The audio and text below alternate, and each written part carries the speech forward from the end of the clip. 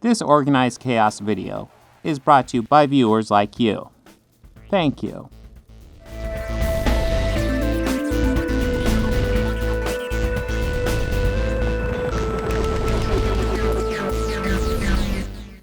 But we got some Nerdrotic here to watch, and I got the playback on normal speed, which I hate. But we got to absorb this Nerdrotic and get the formula down. Even though I feel like I kind of got it down, just from the other day. But yes, let me Nerdrotic formula. We will take some more notes, see what we come up with.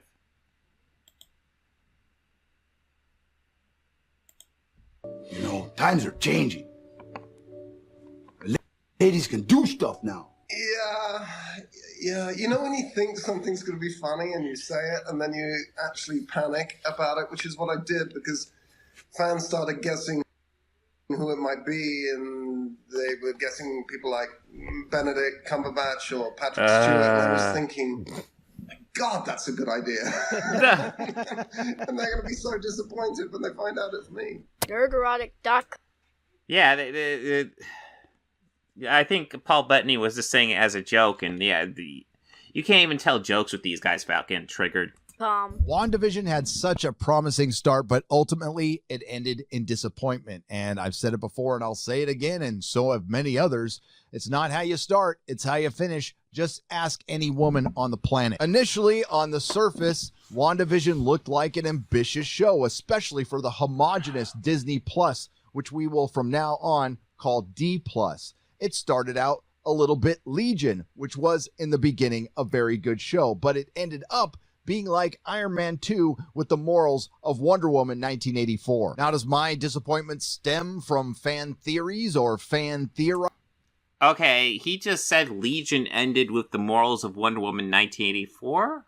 Or was he talking about WandaVision there? Either way, I'm not sure what he means by that. Because there are actually good moral lessons in Wonder Woman 1984, but I know all these guys get triggered because, and I don't have a good defense for it, she kind of has sex with a guy without his permission. And it was poorly written into a story, but that's a thing that happens. Rising? No, not at all. Now, and guys like him got triggered by it so hard. I'm not the kind of person who theorizes, but that's what you want fans doing. And in the beginning, yeah, it's another good point, Liam, because I have no idea what WandaVision, Wonder Woman 1984, Iron Man 2, and Legion have to do. I feel like he's just naming superhero properties. Like, what? That's what was succeeding about this show. You got me to crack open old Avengers comics, watch some older MCU films. God, they're older MCU films now. That's how long it's been around. So no, you can't blame the fans for being disappointed. Pretty well earned. The Disney hype train was on. They announced this show with Doctor Strange and the Multiverse of Madness back in 2019. And they insinuated... Yes, they announced that WandaVision will set up Doctor Strange and the Multiverse of Madness. And WandaVision ended up setting up Doctor Strange and the Multiverse of Madness. How dare they lie by telling us the truth? That was very sneaky of them. Weighted heavily that this would lead directly into that sequel, which it did not do. It's a light prequel at the very best. And it's not the fans' fault that their theories were better than anything we got on the screen. And yes, Elizabeth Olsen did insinuate that there would be a Luke Skywalker-like cameo, and that ended up being Evan Peters as Boner. And we will definitely talk about that. It was the story. Yep, they can't handle jokes. That failed. No, I actually did a video about WandaVision. I really liked it, but I also liked how essentially kind of trolled the audience a bit. They did lots of stuff where it's like, oh, won't this be a big reveal? And it wasn't, but it was still good. In the end, and some characters that outright didn't belong in this show, and some characters who ripped me right out of it.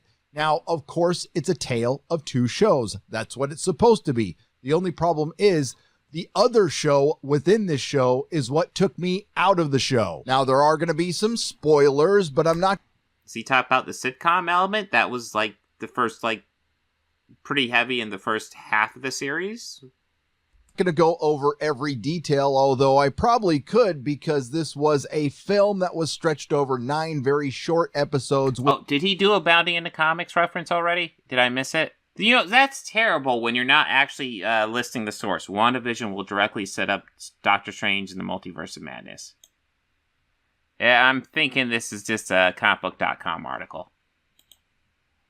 2019, and they insinuated heavily that this would lead directly into that sequel. We'll talk about that. It was the story that failed in the end, and some characters that outright didn't belong in this show, and some characters who ripped me right out of it. Now, of course, it's a tale of 2 shows. That's what it's supposed to be. The only problem is the other show within this show is what took me out of the show. Now, there are going to be some spoilers, but I'm not going to go over every detail, although I probably could. Oh, he's not going to go over every detail? That's actually kind of shocking, because that's usually exactly what he does. And this is a longer video, too. I think this is him, like, learning the grift. We might be seeing, like, him figuring out exactly how the grift works here. Because I'm getting, like, some, like, classic Gary kind of shining through, but feels kind of grifty, too. Because this was a film that was stretched over 9 very short episodes with insanely long credits. There was some good, there was some bad, there was some mediocre, and there was some MCU. What's the MCU? Wow, MCU. Was this how is he using the MCU already? Because WandaVision was WandaVision was the first entry into Phase 4, wasn't it? And he's already calling it MCU? The fuck, man? Oh my god. You mean aside from Captain Marvel? Well, it started in Ant-Man and Wasp, which should be called Wasp and Ant-Man. Just take a look at that poster. Oh, fucking deal with it. I don't care. Like, they were co-starring, and did she have more? I don't know, and I don't care if she had more screen time. I doubt she did, honestly, but even if she did, I don't care. Ant-Man was a buffoon in his entire movie. Yes, because in the first Ant-Man, Scott Lang's Ant-Man was famous for being a stoic, heroic individual that never did any jokes or anything. And the first Ant-Man established that he never did a joke, ever. He was never goofy in that movie whatsoever. It was only Ant-Man and the Wasp that made him goofy, right? Right? Then we had the A-Force scene in Avengers Endgame, which was completely ridiculous, of course. I will go ahead and admit I thought the A-Force scene was a little forced, but, yeah, I mean, I get it. I respect what it was doing. I liked, giving all the women characters their moment. It didn't feel natural, but, Endgame, like, especially the ending of Endgame was just kind of like a celebration of Marvel, and they just wanted to give all the women the moment, and I get that. Of course, we had that awful Captain Marvel movie, and now we have WandaVision, a show I have changed my mind on so many times. I'm right there with you, Drinker. I started liking it at first. Now that I've seen the whole thing and seen the context, I think it's all terrible. The performances far outshine the writing in this. And Elizabeth... Listen, I've decided it's the MCU, so therefore it's all terrible. It's all terrible. Jeez. Olsen was good as Wanda Maximoff and now Scarlet Witch officially, and Paul Bettany is great as the Vision, and they had pretty good chemistry together, but that was about it. And when they separated in those last 2 episodes, it really showed a lot of the flaws, and we will get to those flaws. I will tell you exactly why I don't like this show, and I don't like the direction the MCU is going in, and I really don't like the structure and format of Disney Plus. I think it's a flat-out ripoff. Now, the first 3 episodes did a really good job matching the aesthetic of each respective sitcom that they were paying homage to, but that was it. Nothing else happened. We were slowly being introduced. Nothing else happened. I mean, you could argue maybe the first episode, but even the first episode had some hints. Each episode kind of like had more leaks of the real world going into it, which is kind of a cool idea.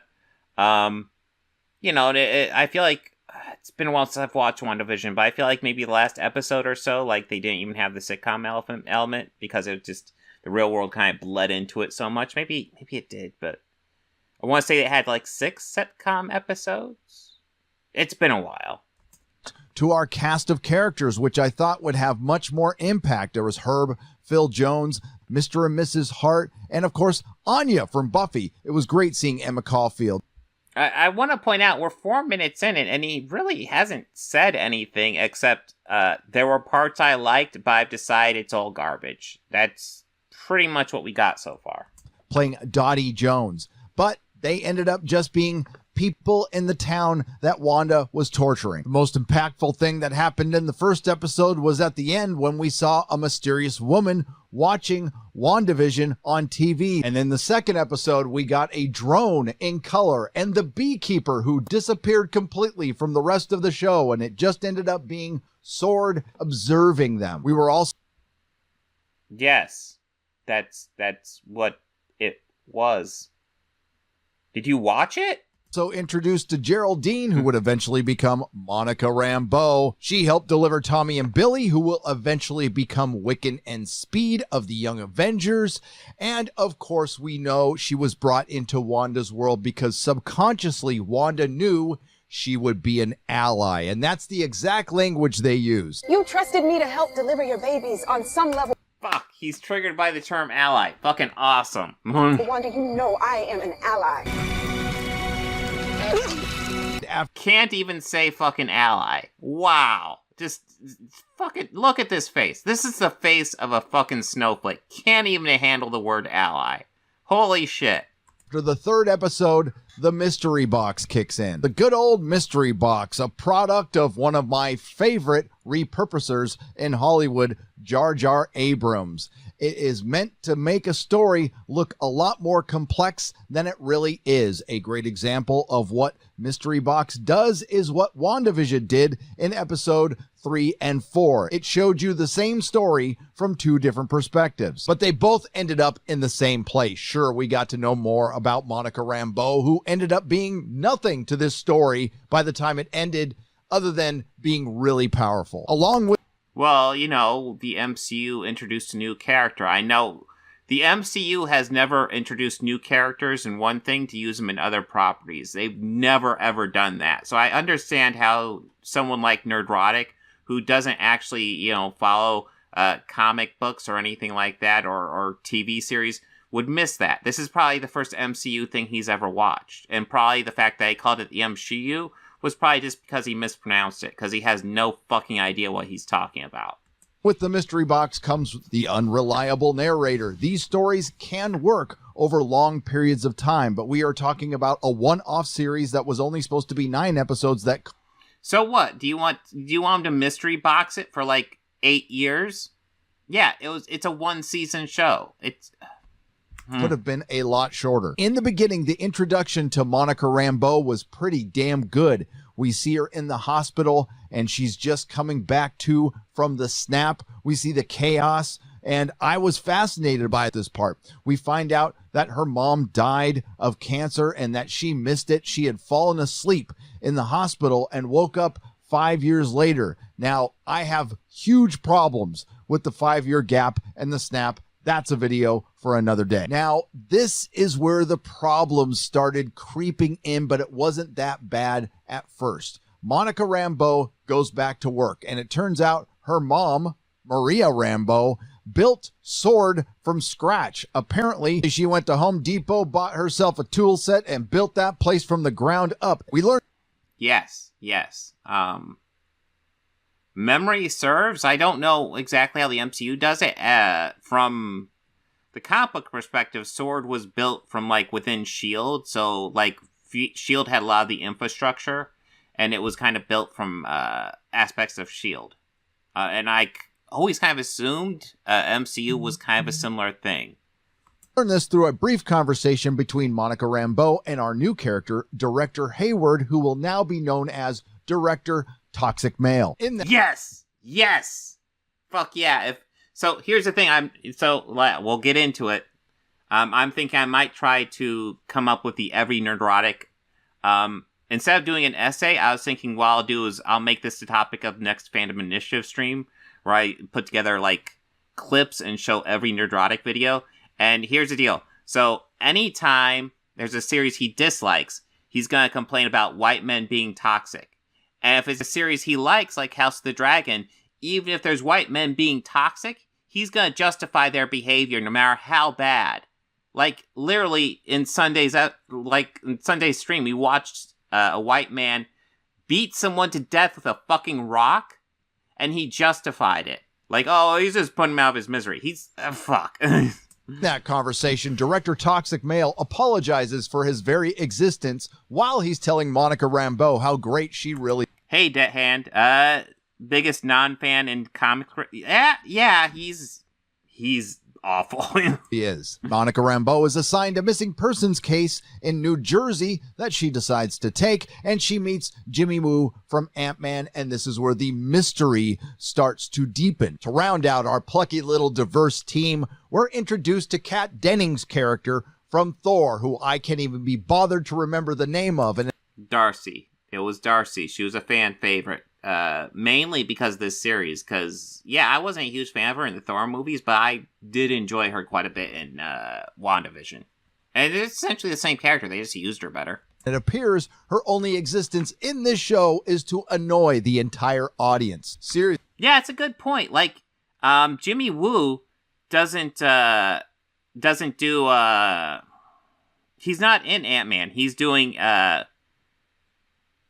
he was in Ant-Man and the Wasp. I don't know why he dropped the Wasp. He could have just said Ant-Man 2, and that would have been acceptable in my opinion. Well, Robert, I was thinking, instead of doing the full-fledged video essay, I'm going to put together all the clips. It's going to be like an essay, but essentially I'll present it to the Fandom Initiative guys, and we can all discuss it. I thought that'd be a fun way to handle it.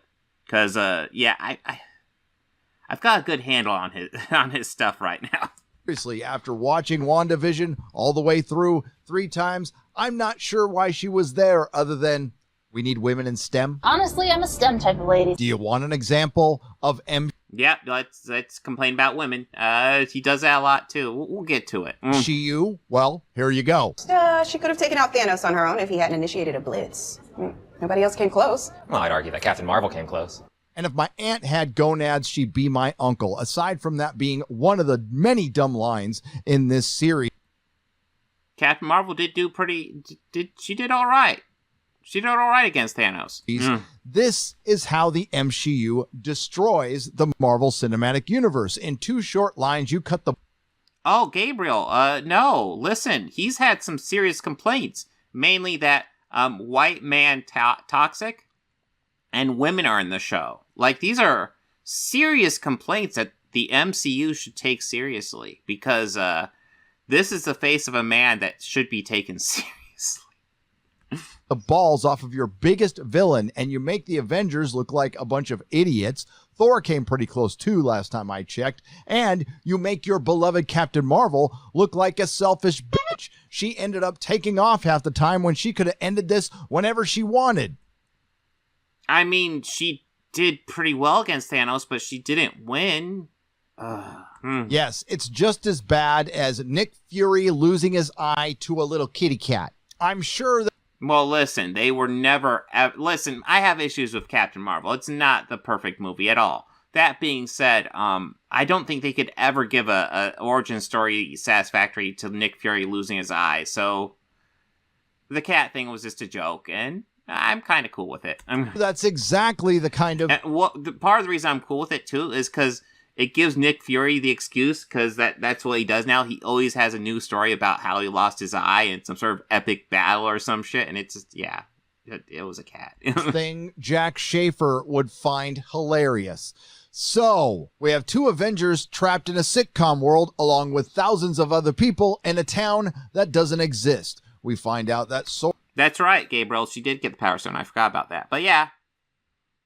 Sword has set up operations outside what they call the anomaly. God, yeah. So, okay, now it feels like he's going to do the point-by-point thing, which he said he wasn't going to do. God damn. I will say this.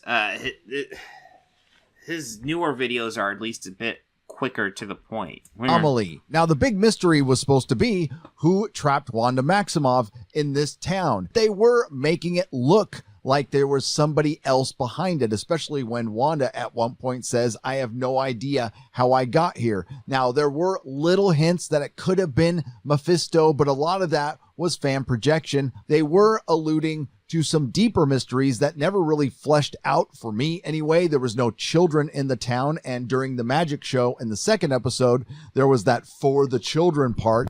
And again, that made it look like it might have been Mephisto, or at least somebody like Nightmare. But we find out what happened to the children, and we will get into that. But I want you to think about the morals of Wonder Woman 1984. Remember when Wonder Woman... That's true. He might be he might just be upset it wasn't Mephisto. So I just paused it right before you guys complained about Wonder Woman 1984. Is he gonna say, remember when Wonder Woman raped a guy? Let's see. Raped a guy? Yeah. Yeah! Oh, God, I nailed it. Fucking, It's about that bad, but it couldn't have... Oh, Bounding into Comics.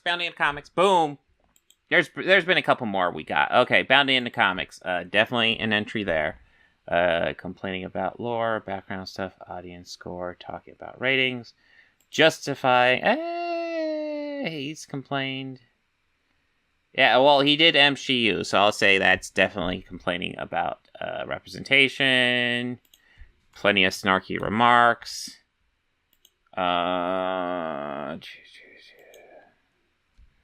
Yes. Pick a random article and whinge. I totally could say MCU would be scared of women, yeah. Oh yeah, random sound clips for sure. Random sound clips. Okay. We're getting filled out nicely. Been Mephisto. You want to know why? Jack Schaefer, the showrunner for WandaVision, the writer for the upcoming Black Widow, and the contributor to Captain Marvel, had no idea who Mephisto was until she started doing press for WandaVision. Schaefer stated, there was never any conscious intention on my part to create any Mephisto red herrings because I didn't know who Mephisto was until I started doing press. Yeah, did you know, like, a lot of the people who work on these shows may not know everything about the comic books? Can you deal with that, Nerdrotic? Can you cope? Oh, MCU. Everything fell apart. Yes, MCU. You owned it, man. MCU for sure. Nobody can take that from you. That was your thing, dude. Just so cringe. Part after the Evan Peters cameo, and again, you cannot blame the fans for coming up with better ideas than the people who are actually paid to tell us this story on a premium streaming service. Even the quote-unquote creatives involved in making the show knew they were in for trouble. More on that later. One of the many problems with mystery box storytelling is when your mystery isn't that mysterious, when the audience catches on long before the writers intended for them to catch on, and the audience has to sit around and wait while the characters and story catch up to them. According to showrunner Jack Schaefer, WandaVision is a character study in a woman's grief, which I sounds accurate. Would buy and think was compelling if there was a basis for this relationship outside of one flashback scene in this series and a 3-minute scene in Avengers Infinity War. Okay, what? Do you need to see them together for like an hour? What? I'm curious what time frame you're looking for to see that they have a connection to each other. Because it really feels like you're picking and choosing here. It was established that they were in a relationship, that they were a couple. He died, and she was not happy about it. Especially since she killed him. It ended up going nowhere. And then he just came back to life and was murdered again in front of her. So, like, she ended up killing him without, like, it even meaning anything.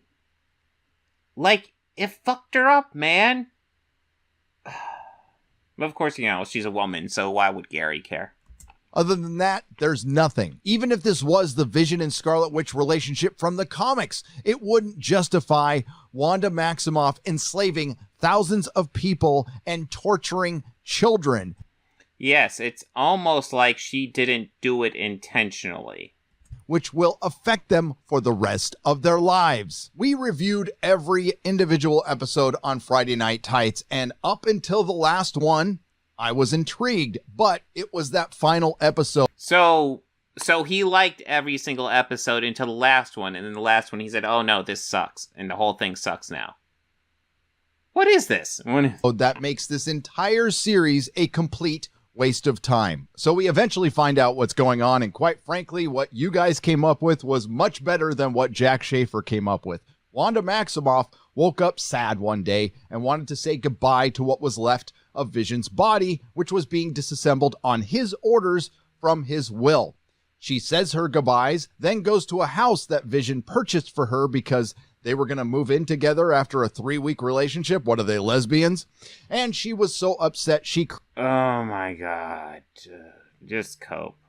Created a new Vision, a house, a couple of kids, and enslaved thousands of people and hundreds of children because she was grieving. Everything director Toxic White Male was doing made absolute Director Toxic White Male. Wow. sense up until this point. He was protecting the thousands of people in that town. And we got incredible lines like this. You don't bother me, I won't bother you. I wish it could be that simple. You've taken an entire town hostage. I'm not the one with the guns, director. Yes, he has guns. You have enslaved thousands of people and hundreds of children. Turns out director Toxic White Male was evil after all, and he had a master plan. First, he hired an effects team to create some fake footage of Wanda Maximoff stealing Vision's body, which she didn't do. Director Toxic White Male was illegally reassembling Vision for S.W.O.R.D. The next part of this evil master plan was to frame Wanda Maximoff for creating Vision. Then he would have his Vision kill her Vision and Wanda Maximoff. The government would thank him for recovering a valuable asset, and he wouldn't get in trouble for illegally reassembling Vision. But if Wanda didn't go crazy and create this town, what was his big plan to cover up the fact that he illegally reassembled Vision? There was a little hitch in director Toxic White Male's evil plan. He didn't know how to turn Vision on, but luckily, when he tried to kill Wanda with a 1980s drone in the second or third episode, there was some residual Wanda Maximoff magic on it. Ugh. And he was able to use that residual Wanda Maximoff magic to turn on the Toxic White Vision. Now, the Toxic White Vision? What? Do I even need to ask? This is...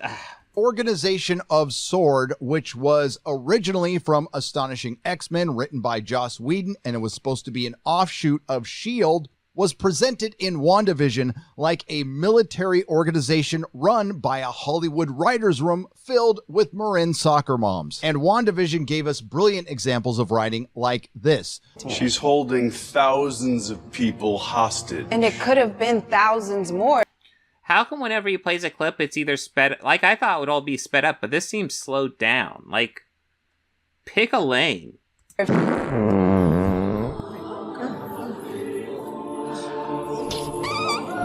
Then, of course, there is... Did I do the unrelayed clips? I probably did. Yeah. Mean-spirited clips, definitely. Is Agnes, who we all knew was Agatha Harkness from the first episode, yet the show was treating it like it was a big mystery, and apparently it was Agatha all along. Now, Agatha Harkness originally was Franklin Oh, that'd be a good name for a song. Richards' babysitter and a mentor to the Scarlet Witch in the comics, but in this show, they decided to make her a lot younger, and she steals magic from other magic users. Now, I don't know how she got into the town where Wanda had enslaved a bunch of people. Apparently, she was just following Wanda Maximoff around until she decided to do something extremely powerful. She brings with her a little book called The Darkhold, which is from the... Yes, comic books do weird stuff. Comics, but we get a little more MCU here in this book. They prophesize the coming of the Scarlet Witch, the destroyer of worlds, a sorcerer more powerful than the Sorcerer Supreme. Robert, I have a Nerdrotic trope, turning a widescreen movie TV show into full screen. It does look like he's adapting some of it. That being said, a lot of WandaVision was actually done in full screen, depending on the time period they're going for. And they end up cutting the nuts off of Doctor Strange before his sequel even goes into production. What the fuck does that even mean, dude? Well done. Now they completely just like they cut his nuts off by not giving him a cameo in a show where like he wasn't even fucking needed. Conned Agatha Harkness from the comic books, but her character being present in this show is what led a lot of people who have read comics to believe that there might be an appearance from Mephisto or Magneto or other Avengers, but we now know that wasn't the case. Aside from not knowing who Mephisto was, Jack Schaefer also admitted that she doesn't know how to read comic books. I'm not a very good comic book reader. I have a hard time digesting the storylines, and I never know which cell to look at. And I don't know. I'm a disappointment, perhaps, to the fandom in that way. But the imagery is always, of course, very startling and moving, even though I don't know how to read it, and inspiring. And it was Kevin Feige's idea to marry Wanda and Vision to the sitcom world. You know, if that's to be treated 100% seriously, she did a really good job with WandaVision. I liked what she did with WandaVision. I thought overall it was a great show. And there's Vision, one of the most intelligent characters in the comics and the Marvel Cinematic Universe, being completely clueless for this entire series. About halfway through the show, he makes it through the barrier and he sees that there's a military organization there and he asks them for help. And then he spends the rest of the series just kind of meandering around while they play out the sitcom element of the show that started fading out around halfway through. We did Full House, Malcolm in the Middle, and we ended with Modern Family. But one of the worst things in this show was a scene between Kat Denning and Vision. And thanks to Mahler for initially pointing this out in an EFAP we did. I think it ended up running EFAP. I've never heard of that. What's EFAP? Tell me about EFAP. About 10 hours. Link will be in the description. Mahler pointed out that this should have been the most emotionally impactful scene in the series when Kat Denning is telling Vision how he died and she's filling him in on his past, and they ended up just making it a joke. This brings us to Evan Peters' Quicksilver. Obviously, he is the one from the X-Men films. That's what was stated in the audio description of this show. Did Agatha Harkness accidentally pull the wrong Quicksilver from another reality or across the multiverse because she couldn't perform necromancy on the Pietro in the MCU because his body was on another continent? Or was there a guy in the town who just happened to look like Evan Peters named Boner? And yes, Wanda just... Well, in their defense, they didn't set up the multiverse at this point yet. That was Loki that set it up. No. Accepts Boner as her brother, and the reason given in the show was because she was grieving. Yeah, no, Wanda was pretty much insane through most of the show. That's what it was about. Now, if Agatha Harkness can just pick any asshole and give him Quicksilver's powers or anybody's powers, why go through all this trouble? Why not give Boner the powers of Doctor Strange and he could figure out how she was practicing that magic that she didn't know how to do? And then... well, why stop there? Why not give him the powers of the Infinity Gauntlet? Why... Jesus, you know, I don't even know how to approach these guys half the time when they have complaints that all over the place. Oh. And sorry if I sound like a broken record, because this is mystery box storytelling. Everything stops in the penultimate episode and we get Wanda Maximoff's backstory. Was this the moment where they introduce the mutants into the MCU? Not really. So, yeah, most of what he's complaining about is that he's just offended that all the fan theories, and I love this face, by the way. I think it's appropriate for Gary. All the fan theories weren't true. So, you know, no Mephisto, no Quicksilver, no multiverse. You know, he's just upset we aren't getting any of that right here in WandaVision, and that's why it sucks. We do find out that Wanda Maximoff had her powers from birth, and it was the Infinity Stone that enhanced them. Her parents lived in Sokovia. That part wasn't changed. And we finally get an answer to the sitcom element of the show. Turns out her dad sold sitcom DVDs in the war-torn Sokovia for a living, and the ones he didn't sell, they would watch. So each episode and some of the commercials was just Wanda processing her grief. Now, a couple of the commercials didn't really make sense, especially the Nexus commercial, which was the biggest red herring of this show. The Nexus is a cross-dimensional gateway to the multiverse in the Marvel Comics, but they don't refer to this at all. Then there's the Monica Rambeau. Yeah, it's almost like it's just setting up for future stuff. Isn't that weird? You know, the MCU never sets up for future stuff, Gary. As a comic book fan, Gary would know that setting up for future stuff is cringe and that you never ever do that. You just don't. Every story has to be completely self-contained because that's how comic books roll. Storyline, which again went absolutely nowhere, but her story goes something like this. She's smart, she's sassy, she breaks a lot of rules. She had a $1 billion truck made to her exact specifications within 24 hours to get through the barrier. Truck doesn't work, but that's okay because she's awesome. She's going to walk through the barrier by herself, and when she comes out the other side, she's going to be a superhero. That's right, Monica Rambeau becomes a superhero by breaking a barrier while being positively affirmed.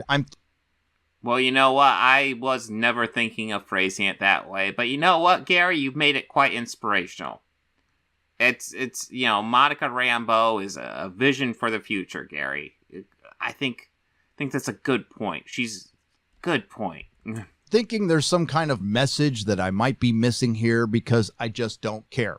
So Monica risks her life to break through the barrier, becomes a superhero, and does absolutely nothing. She gets into an argument with Wanda. She gets caught by Boner. Then she escapes Boner. Then she saves a couple of fake kids and lets the villain go. Now everything is set up for the big superhero battle at the end. We have Toxic White Vision versus Wanda's Vision, and we have Agatha Harkness versus the Scarlet Witch. We have the men fighting the... So why is it Toxic Vision and Toxic Masculinity men, but he doesn't want to talk about, like, Agatha being toxic? Because, like, she's the villain. She's pretty much toxic by default.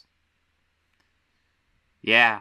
The men... It doesn't quite fit his narrative when when you have, like, negative female role models in a series as well. And the women fighting the women, because we can't have men fighting women, but we can have women fighting men as long as they don't fight back.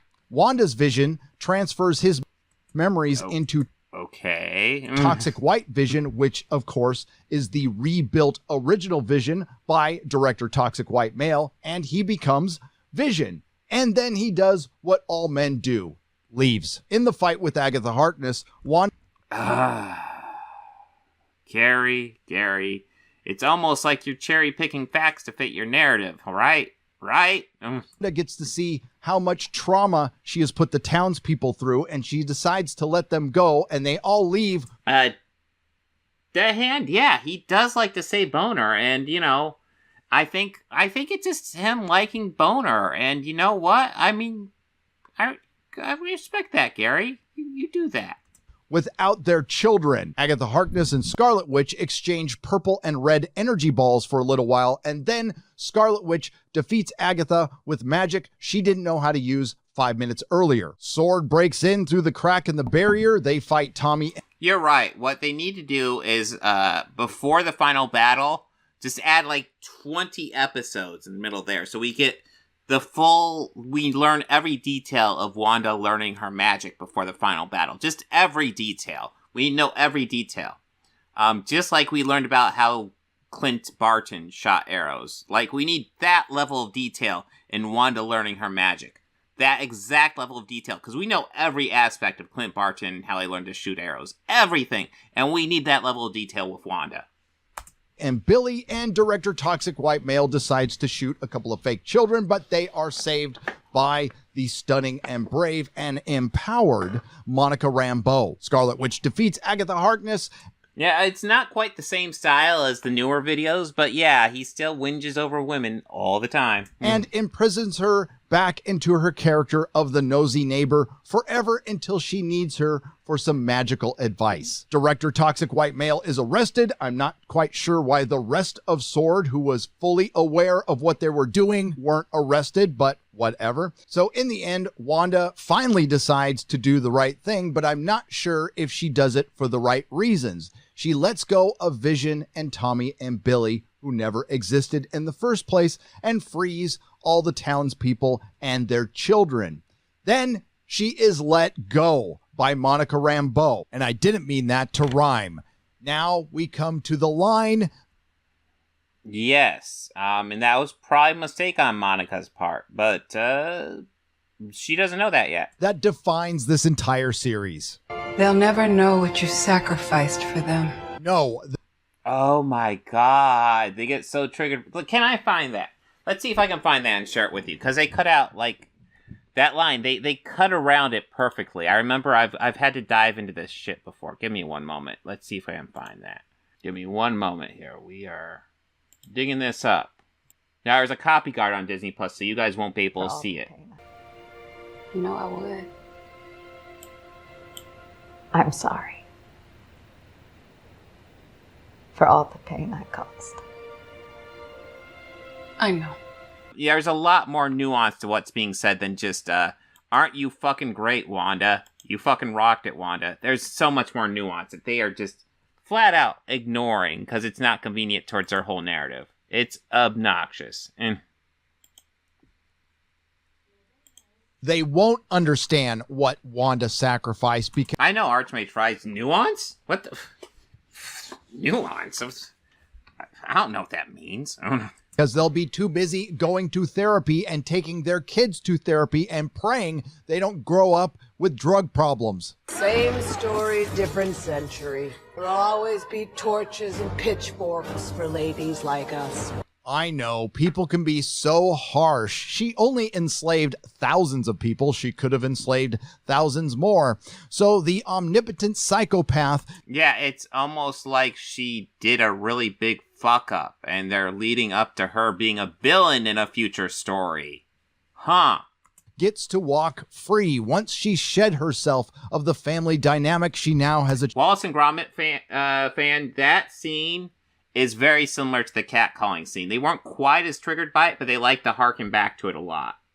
Achieved full empowerment, and she's going to take off and read a book in the mountains. So the moral of this tale is, if you've been victimized, if you're sad, you can be as horrible as you want to anyone. Basically, Twitter. So what happens to the kids? Well, we don't really know. Pietro or Boner mentions they might be asleep in their beds, crapping their pants because they can't go to the bathroom. They don't exist anymore. Dottie mentions that her 8-year-old daughter is trapped in her room, and she mentions this right before she abandons her. Or maybe there was a throwaway line that I missed, and I don't care enough to go back and watch this a fourth time to find out. This was a total disappointment. Sure, it's unfair, the expectations put on this show, because it was the first thing to come out since Endgame, but it's clear what direction the MCU is going in, especially after watching 3 episodes of Falcon and Winter Soldier. MCU. WandaVision had great... How is Falcon and the Winter Soldier MCU? How? It has 2 male leads. Ugh. Potential, and it had some decent moments, mostly with Paul Bettany and Elizabeth Olsen. Everything else falls at the feet of the writers that Marvel hired. There are lessons to be learned that Disney Marvel will completely ignore. Number 1, do not lie to your audience. Number 2, do not shame your audience for coming up with better stories than the writers that you hired. The third, and maybe most important, when you're adapting a superhero comic book, maybe hire a showrunner who knows how to read a comic book. Well, lots of people liked WandaVision, including me, so...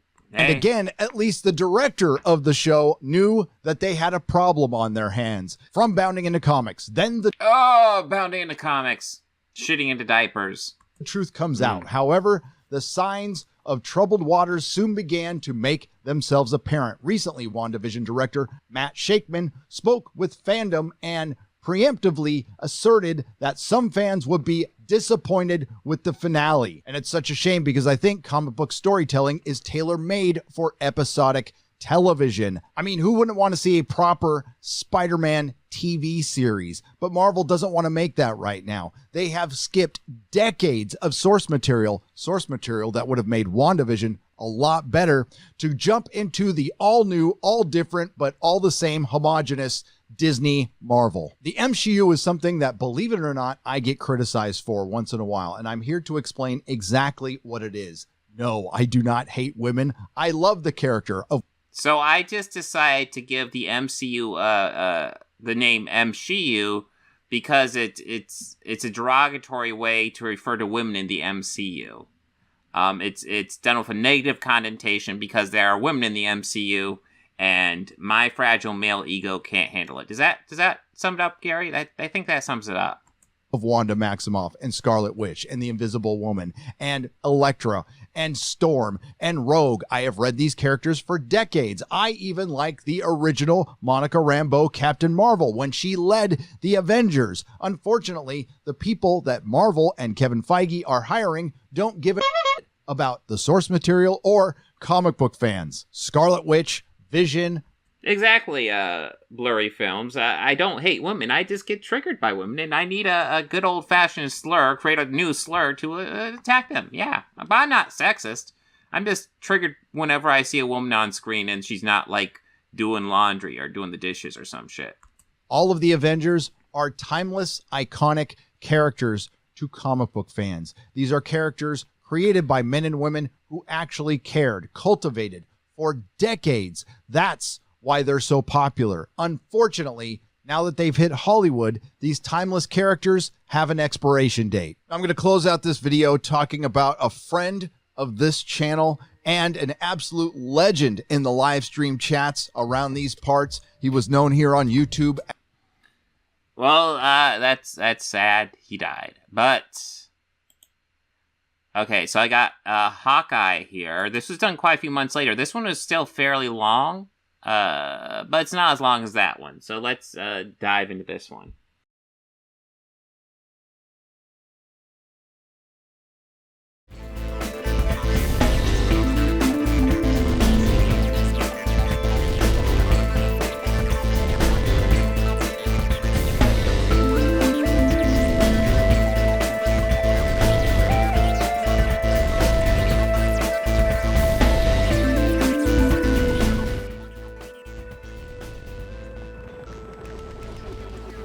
Books, records, films, these things matter.